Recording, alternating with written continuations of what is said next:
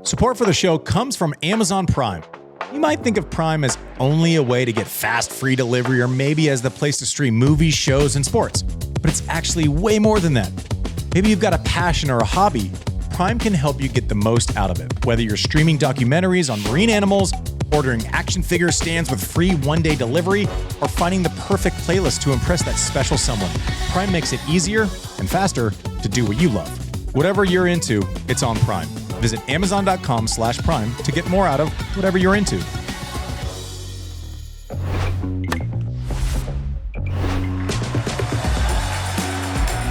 All right, it's all happening. Welcome to your Day 4 Quick Serve, brought to you by Amazon Prime. The first Monday morning, the first Quick Serve that I did for the U.S. Open, I overslept. You did. And you did. Yeah. And so we had to get up for Good Morning America. Humble brag. And I got a call in my room. I haven't slept till the alarm in 10 years. Like, I always wake up early. 6:45, Techie Sean's downstairs, ready to shoot quick served. I messed everything up. Was in a bit of a rush. If I'm being honest, it wasn't my best effort, Mike. Can I tell you why I knew that you probably had overslept or you were in the gym being a psychopath? Was I texted you and I said, do you want coffee? And you didn't write back, which is... I was like, answer, 5 minutes, sure. 10 minutes, I was like, is there something wrong? Because the answer is always yes. Yeah. I mean, the answer is yes. Like, next time, you just show up, and I'm always happy to be in receipt of coffee. But here we are. Everyone is marching to the third round. I promise you, I will be better. We are currently shooting this. Alcaraz is rolling. Pellini just closed. Saba's coming up. Ben Shelton's playing Carreño Busta. We are not going to make the same mistake. You're going to get my best effort. We are going to roll, and if something happens, I don't think Ben Shelton's going to lose. He's playing too well. If something earth-shattering happens, then I don't know. Maybe we get up and all correct. But let's just operate on the assumption that Saba wins, Ben Shelton wins, and we have the rest covered. Producer Mike. You know who looked good, who has not looked great this summer, is Jess Pegula, 1-3 over Blinkova, and it's starting to get pretty fun because you get to the third round. Who does she play? Two-time Grand Slam champion and former world number one, Vika Azarenka, back on the scene, getting a big win against Pavlyuchenkova. That, I got to think that has like night session kind of written on it. Two big names early in a tournament. Novak Djokovic gets through Zach Vida in 4 sets, but Novak first round looked like he was trying to find air. And that's not just my opinion. That's kind of what he was saying after the fact. It seems like it's just really hard, right? You play Wimbledon, then you don't play to the U.S. Open. Everyone else on earth wouldn't make the third round. We wouldn't even be like nitpicking our third round. But with Novak, when you have 24 majors, you cast a longer shadow. And when you don't look like peak Novak, we notice, we talk about it. Still feels like he's trying to find match shape. Like, there's gym shape and then there's practice shape. But you have to stress test those nerves. You have to stress test, going 20 ball rallies continually. We have not gotten there. I mean, I guess Serena Williams was really good about playing her way into match shape during majors and pulling it off. If anyone else can pull it off, it is Novak Djokovic. But he's going to have to kind of figure it out pretty quickly because he's been dominant against Cam Norrie, but Cam Norrie is who he will play in the third round. Cam Norrie is one of the fittest guys on tour, is notorious for talking about the fact that he has some sort of thing where he takes in more air than the rest of us mortals and can basically just like, I might lose, but I can run forever. That's going to test Novak. And if you're Cam Norrie, you're going, okay, if I have to find a way to convince myself that I can actually beat Novak, has to be encouraging. Seeing what we've seen from Novak the first 2 rounds, if you're Cam Norrie, there's still, not a universe where you pick Novak or you pick Cam Norrie straight up in that match. But it's been strange, right? Like, the first set, Novak looked pretty average, and average for Novak. Picked it up, found a way, and it's amazing how he can be in the third round, and we're sitting here going, he looks like he's out of breath.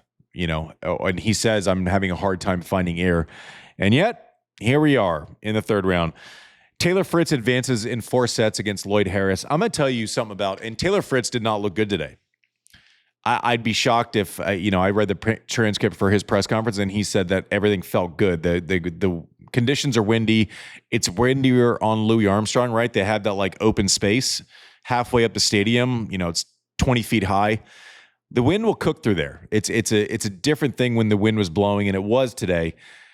But Taylor Fritz, I don't think gets enough credit for being the competitor that he is, and he is elevated to a ranking and to a level where, the other day he said, they asked him about, do you get great memories coming back to this tournament after making the final last year? And he goes, the biggest confidence that I pulled from making the final here last year is that I don't actually feel like I played extremely well. He's like, I played well, at times, and I had good wins and I was able to tough it out.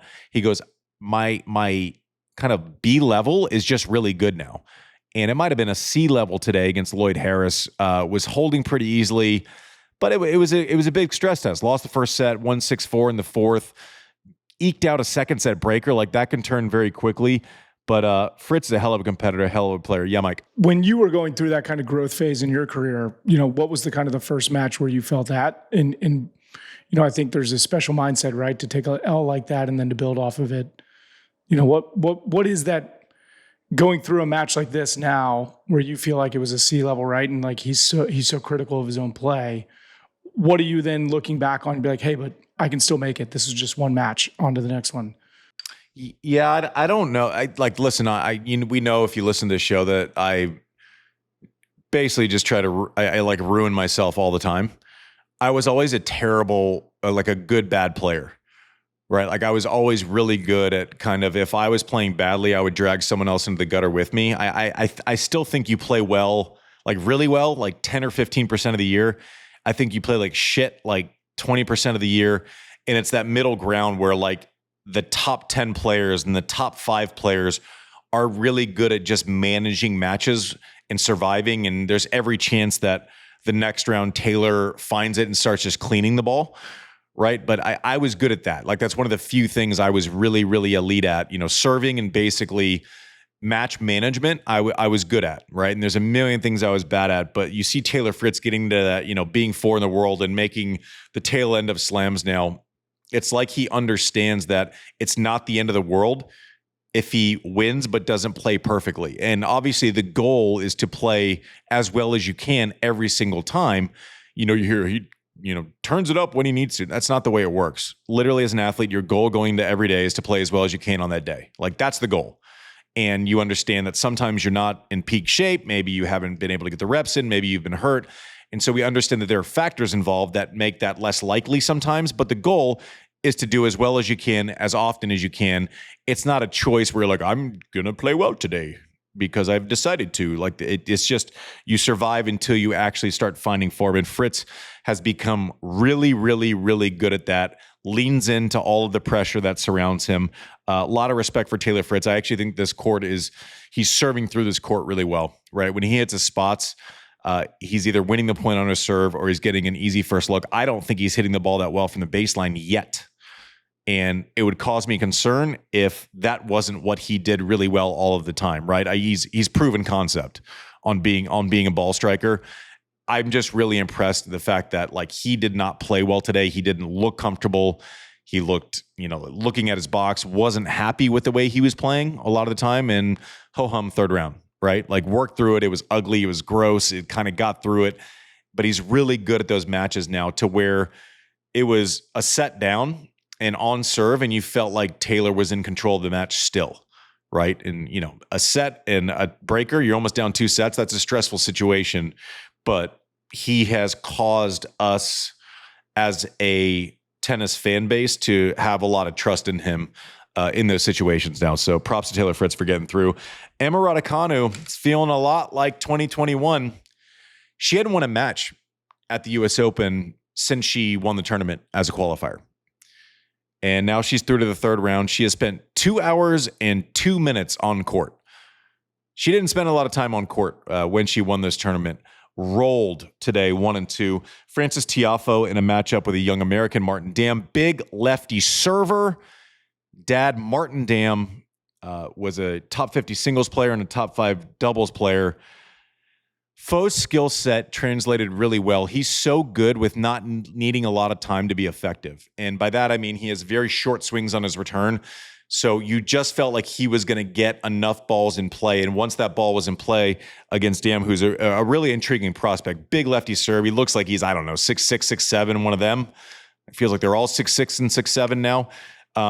But Francis did a great job of Nishioka, kind of that crush and rush, doesn't need a lot of time to adjust on the return. I love it when he hits that return quick and comes in. Today, he was mixing up return positions, kind of not giving Dam the same look over and over. And as I mentioned, Dam's father, Martin Dam, top 50 singles player, top 5 doubles player. That used to be what a doubles specialist was. It was when you were on tour in singles, but you were just better at doubles. Like Jared Palmer and Alex O'Brien and Jim Grab and Richie Renenberg, they were all like top 30 players. Patrick McEnroe, they were all like top 40 players and then way better at doubles, right? Like they were 40 in singles and 2 or 3 in the world in doubles. That's what double specialists used to mean. It just means that that was like your specialty, but you did other things as well. Martin Dam was a very intelligent player, a lot of upside for his son. I think it was a pretty good showing, taking Photo, a tough fourth setter. João Fonseca will be a great player, and he's probably not there yet. I had a really great time playing with him last Thursday in Has-Been Night, otherwise known as Stars of the Open, at Arthur Ashe Stadium. Really enjoyed being around this kid. Like, looks you in the eye when he's talking to you. Is very direct, is able to kind of focus on a conversation. A lot of the good things that you see. Obviously had a ton of respect for Juan Martín del Potro, who is a South American legend in his own right, but I don't think he's there yet. I think this is a kind of growing pains year. Thomas Mahach, a little bit more firepower, a little bit more seasoned. We're going to see a lot from Fonseca. Let's see if he makes a run in the fall. He's one of those guys who, 50, 60 in the world can make up a lot of ground. His goal for the rest of the year is, listen, I'd like to be seated in Australia, right? Let's reset and let's make a huge run in 2026. Will be a monster of a player, is still so young. Turned 19 last Thursday on the night that we played, that he participated in Has Been Stars Night at the Open. And a lot of things ahead for him, but maybe just not yet. I feel like, the Roland Garros, the people are saying he's a contender. He's going to win he can win the French Open. It's like, let's just let him breathe a little bit. There's a lot of reps to be had with João Fonseca. I'm a huge fan. I'm buying. It's a long-term buy. I don't think it's a short-term buy. I don't think it's a pump and dump at all. I think this is a long-term 10-year hold with him. Andreeva rolls. Emma Navarro comes into this tournament having won one match since Wimbledon. We were watching her first round match together the other day, and it was nervy. It was one of those ones where, like, I don't have form. I might be second guessing. When you're playing well, you're kind of in this flow state where all you're thinking about is strategy, not strokes, not how the ball's coming off. When you're worrying about how the ball's coming off and if I can execute at 4-all on a breaker, that's what Emma looked like in the first round. She did not look that way today against Katie McNally. 1 and 2 rolled. First time, few times this year where she's kind of been in complete flow state. She had it today. She had control of that ball, the varying heights in the forehand, getting it up out of the zone, and then penetrating with the backhand. Emma Navarro, if we look back and she makes the quarters, semis, whatever it might be, you'd be like, oh, she turned it in that match against McNally. She looked great today. And that's another thing we were talking about with Novak. If you can get through those kind of dicey matches, all of a sudden you turn up for work one day and the inbox is easier to get through, right? Things are flowing a little bit. You trust your decisions a little bit more. You hit a big deal here, and then a week later, it's like, oh, I have the confidence to make this call, right? It's just like what you do, right? There's flow state. There's times where you're rolling at work. There's times when you're not. And when you're not, you're kind of grinding and nothing is guaranteed. And you have to kind of think through things a little bit more, as opposed to when you're flowing at work, it's like bingo, bango, everything's clean, clear-headed, confident decision-making. Felt like Emma might have found that a little bit today. She had a good day at work. Rybakina goes through. She was the risk in my draw. Mm-hmm. Finalist. And I don't know that I gave enough credit. It was a live show. I was a little distracted. People were waving. We were getting heckled. And Tien to the finals. Lerner. He played well, by the way.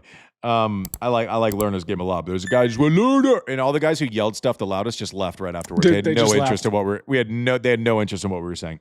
I like Rybakina. 3-6 today. Cruised the first round. Still looking good. Collignon, I hope I said that right, beats Casper Ruud in 5 sets. Casper searching a little bit, right? Came in this ranked 12. And again, all of the observations are against people's shadow. Like it's a compliment to Casper saying, like, you lose second round, we're going to have to renegotiate and figure something out going into next year. You had a 12 next to your name going into a slam, right? That's a dream for most players, but you've made 3 slam finals. You've been 2 in the world before. You've been a fixture at World Tour finals. He's going to need a lot of form.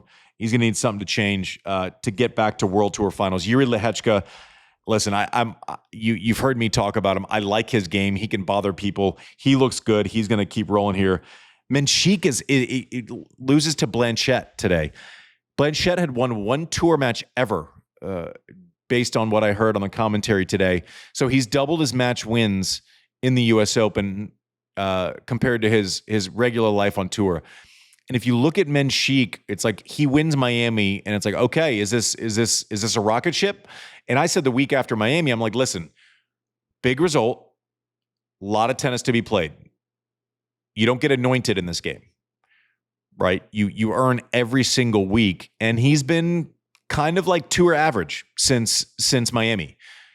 And if you're seeded 16 and you're expected to make runs at slams, Blanchette played great, clutch, and like all the props in the world to him and his journey. And like, you're happy for the success. This is a big paycheck for someone that had won 1 match on tour coming into a huge paycheck, massive props.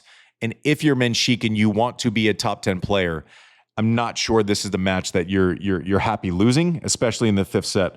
Rinder Kanesh gets through. Psycho Bunny guy. Sorry, that was gratuitous.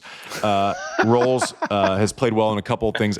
Bonzi of Medi Meltdown fame wins another 5-setter against Marcos Giron, down 2 sets. Like, imagine going through, but imagine, producer Mike, going through just an absolute battle, like you on the front 9.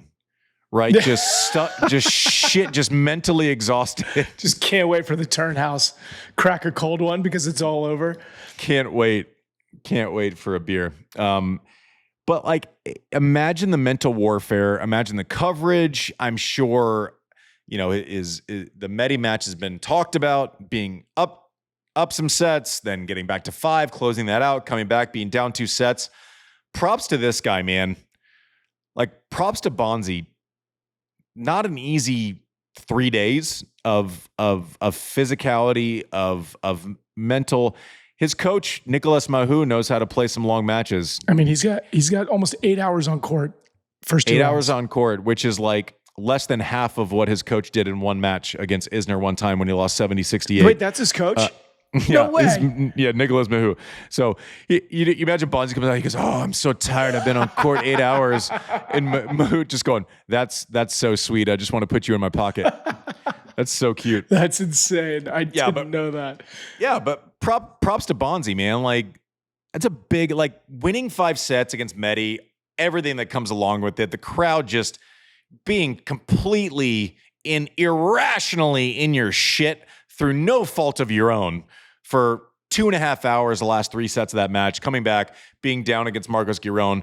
Giron's body looked like it was giving out a little bit, and Bonzi looked good. Like, props. That's where, if you're prepared for the moment and you do the fitness work, then all of a sudden opportunity presents itself. The last thing you want to do is have your body be a question mark. He may have been in this good a shape forever, and now it's paying dividends. Life of a tennis player. Really well done. Barbara Krejcikova beats Mboko first round, blows up my bracket, wins again today, 2-4. And she's someone, 2-time slam winner in singles. I don't know, handful plus in doubles. She's someone where it's like, you look at her and it's like, oh, she hasn't been winning many matches. And then she wins 2 matches. She's like, contender. I don't know. Anything's possible.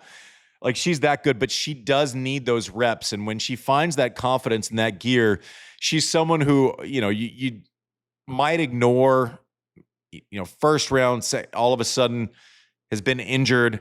All of a sudden she finds some form, she finds a gear, and you're going, I don't know. It's pretty impressive. Okay. And then Medi Meltdown Award of the day. Wait, before you get into this, I just want to say Carlos Alcaraz just wrapped up 1-0-3, and Paolini wrapped up 3-3. Yeah. Moving on. Carlos Alcaraz is in cruise control right now. One, the haircut's tight. I'm just telling you. I saw him yesterday on the way out of the Open, and I'm so happy to be back in our studio, by the way. Like, I just feel like I'm comfortable here. It's pretty great. Like it's. Did you hear his reason? Yeah, because his brother fucked up the haircut. I love that part. I've been there, bro. Yeah, so I go, ooh. I said, Carlos. I said hello quickly. I was like, you look mean. He goes, ooh, yeah, mean, sleeveless. And I was like, yo, this kid's too. And by the way, grimace. it is angry grimace. I'll tell you though, like the little things. Like I'm walking from 30 feet away to exit to go to where you get transportation, leaving the Open, going to the airport yesterday. And he's walking in, talking to everyone running the security gates and walking in. He literally has time for every conversation on the way. And it's not put on. It's just the way he is. Right. And I wasn't one to want to small talk when I was going to work. I just wasn't. But the game's better. Every single person that comes across him, no matter what their job is at the US Open, goes, you know what? I really like that guy. Like he just has an easy smile. He's just easy to be around. He hit a forehand tonight, Mike, in the second set where, guy hits it middle. Pretty good ball. Carlos is probably like 3 or 4 feet behind the baseline. Had just been opening up the shoulders, cleaned one inside in from the middle of the court, 3 feet behind. Not like set up where I'm going to take a massive rip. This was like turned on it. 109 miles an hour. That's a big second serve. That's nuts. 100, and it was the easiest. He wasn't trying to, he obviously. It's not like he loaded up and flowed into it. No. He knew he was injecting pace into it. It was a confident strike, but 109? We get to 100, 101, and everyone's like, ooh, 109, and it looked easy. I mean, he is a different sort of talent. Medi Meltdown of the day. Any guesses, Mike? Did you see this one? Yeah. Ostapenko. And okay, just let's level set here. I like meltdowns, right? I like meltdowns. I think they're entertaining. I melted down, so I can't criticize someone for a meltdown, which is my point. Like you try to not be like a complete hypocrite about things. There's no chance that if Medi was on this podcast next week, that'd be fun. If he was on this podcast next week, that he would go, oh, that guy overreacts to the crowd when it doesn't go his way. There's zero chance he would ever say that. No chance. He makes mistakes. He's pretty sober in thought later. He's imperfect. He'll admit he's imperfect. He just I just go nuts. Ostapenko lecturing someone about class on a tennis court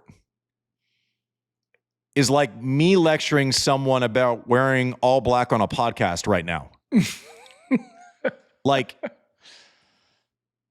It's like me lecturing someone about trying everything they can to stop losing their hair. It literally is like heights of hypocrisy that bothers me. Can we address it though? She was upset with the fact that Taylor Townsend was leveraging the American audience in America. Oh yeah? Really? Is that what she was upset? But she said, and then Taylor Townsend, I loved her comeback in the postgame. She's like, I beat her in Canada too. Because she was like, play me outside of the United States. Yeah, listen, here's I should have level set. Good call, Mike. Ostapenko up 5-3, has not been playing well. Taylor beat her in Canada recently and apparently hit a let court and didn't apologize. And then riled the crowd up. Mike, you've worked in sports a long time. Have you ever seen an athlete dare to use the crowd for their own benefit? Never. I still can't get over when you apologize to people for let court, but I'm still learning. Oh, I agree. That'd be played like a kicker apologizing to the other team for hitting it off the upright for me. Robbie Ginepri, really good American player, semis of the U.S. Open, helps coach Alex Mickelson now. He just decided midway through his career that he was never going to apologize for a let ever again. And his reasoning was pretty simple. Because I'm not sorry. I'm glad it happened. I agree. I played Dingles today, and I got a let court, and I looked, and we're all buddies, so it's a little bit different. Like, you're not like at the U.S. Open, so take it for what it's worth. But I literally looked across the net. I said, would you like me to lie to you? And they said, what? I said, would you like me to lie to you? They go, sure. I said, I'm sorry. I mean, that's exactly how I feel about it. Every time I see it, I'm like, what are they apologizing for? Yeah. So the point is, because I can already see people going like, you thought Medi was funny and you don't. I think Ostapenko's funny pretty much all the time, right? I think she's petty. I think there are lots of players on tour that aren't a fan of hers. I think she injects a certain type of personality into the tour that, would be annoying to play against, but also it's like, I don't know, Lil Wayne likes her and watches her because of her pettiness. Like, I don't know, if Lil Wayne can tweet about you, that's probably good for tennis in some way, shape, or form. Her lecturing someone about how to behave in a respectful manner to an opponent, fucking miss me with that, Mike. It was just the way she did it too, like getting in her face. She said she had no class and that she was uneducated. Yeah. And that's what drove me nuts a little bit. I just think I get it from being a little chippy if you want to be chippy afterwards and like move on. But what that was like, it almost was like, all right, I'm here. I got to keep going, I guess. But also seeing red. But if you have an opinion, to Taylor Townsend. Always props to Taylor Townsend. If you have that opinion set where you want to lecture someone about sportsmanship, I have a suggestion. Start looking people in the eye when you shake their hands. Mm-hmm. Win or lose. Let's start with that. And then about 15 steps later, you can criticize someone for not saying sorry on a let cord. This has been Quick Served, brought to you by Amazon Prime. Look them in the eye when you shake their hands.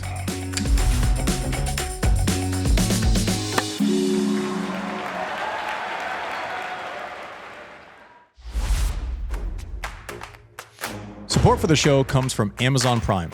Prime is more than just fast, free delivery. It's your go-to for streaming music, movies, and sports. Plus, it's also a great way to connect with the things you love. Into skiing? Stream ski films on Prime Video even when the slopes are bare. Love fishing? You can get new gear delivered fast and be back by the water in no time. Planning your next big trip? Prime helps you get everything you need faster than you can write your out-of-office email. Whatever you're into, it's on Prime. Visit Amazon.com/Prime to get more out of whatever you're into.